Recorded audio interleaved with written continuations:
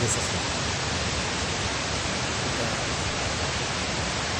খুব সুন্দর জায়গা, নাম করা।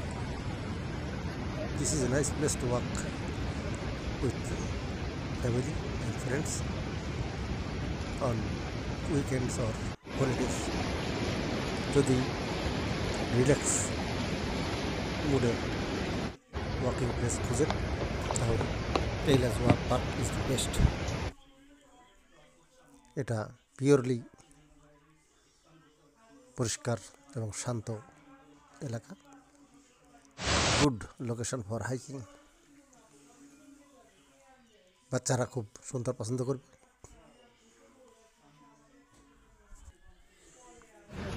এটা খুবই সুন্দর,